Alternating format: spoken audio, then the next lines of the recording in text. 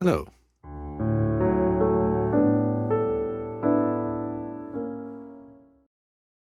When it comes to a handwritten will or so-called holograph will, the question is always about its validity. Of course, as opposed to a notarial will, a holograph, a handwritten will is not valid as it is. It needs approbation from court. So the question of its validity, it's actually the question before the court. Like what you have at hand, this piece of handwritten note of the deceased person, does it qualify as a handwritten will or not?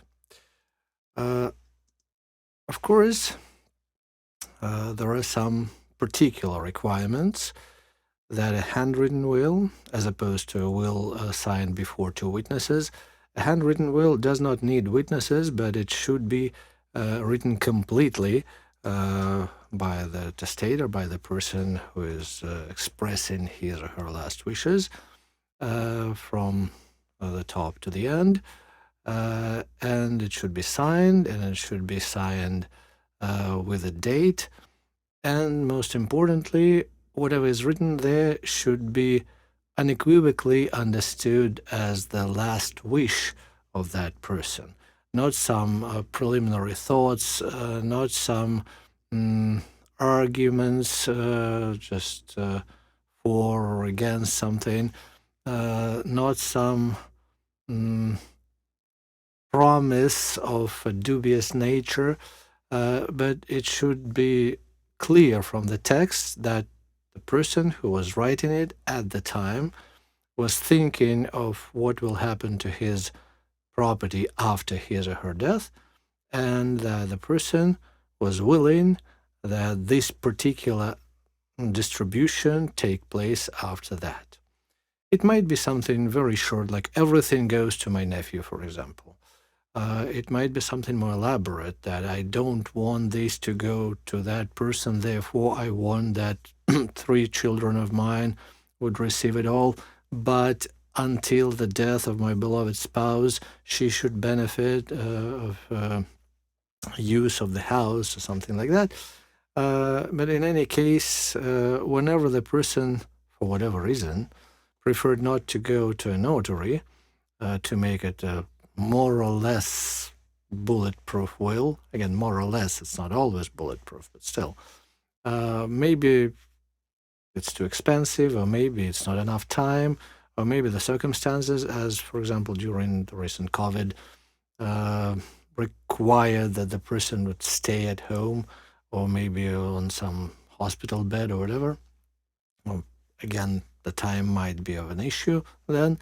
So, for whatever reason, if the person really decided to make it without much of a formality, but make it a will, and if it's clear from the text and it's totally fully handwritten by that person, not only signed, but definitely signed, then yes, then it's a valid will. The Article 714, which says that if not all the formalities are observed, but only the essentials are observed, it still might be probated as a valid will. This article meets a lot of judicial treatment. And of course, there is a question which was never fully answered. What are the essential requirements?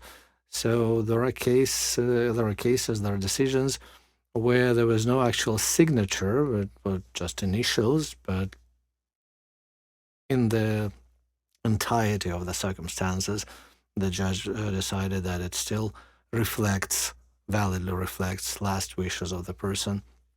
There is even a case, though rather old, where something written on a compact disc, where it was an electronic copy actually of the will, but on the disc it was a handwritten note saying that this is my last will, date and signature, and the court upheld this as a last will. Sometimes the will is not even entirely handwritten, but more or less is composed of notes on some other document, on the margins or something like that. And yet, again, not always, but with respect to particular circumstances, it was upheld as a last will. Therefore, if you have something like that, don't rely on strict wording of the articles or one case or another. Definitely consult a lawyer, because it might be interpreted one way or another, and it's it's all about the chances after all.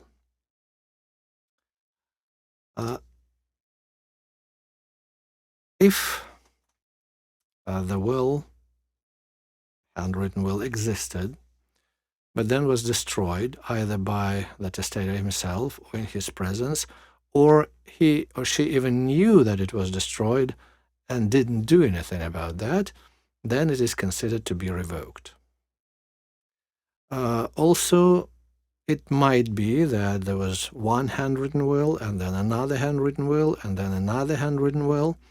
And as long as they do not contradict each other, as long as every next one just completes the previous, adds some details, they all might be probated as one last will, or at least like some of them might be together probated as one last will. Moreover, such a last will, such a handwritten holograph will, might be probated and used together with a previous notarial will or will before witnesses, as long, again, as they do not contradict each other, as long as one completes the other, as long as together they make sense, basically. Of course, there's always a question, like, is it signed? And there is an article 28827 which says that the signature is a name or a mark distinctive to him, which he regularly uses to signify his consent.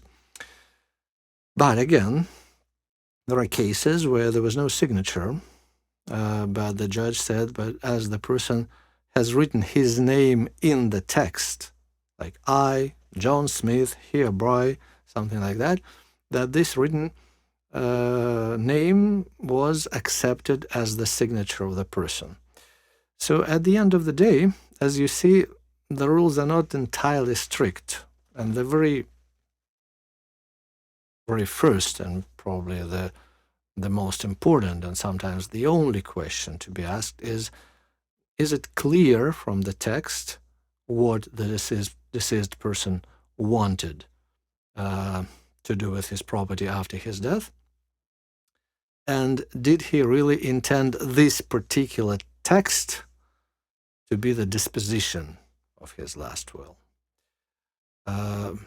As you can see, each time it might be yes, it might be no, because, well, some texts are quite clear, but usually the question of handwritten will comes up when somebody either contests the previous will, or there is no will, like nothing specifically made as a will, and the relatives come up with notes, with some postal cards, with some napkins with something written on that, some envelopes written on that, some like paper folders, some notepads of the deceased person, trying to make sense of what's written there, as long as the rest of the circumstantial evidence shows that it was really the intent of the person. And very often judges agree to probate that as a last will, as long as the judges are convinced that by doing so, they respect the actual wishes of the deceased person.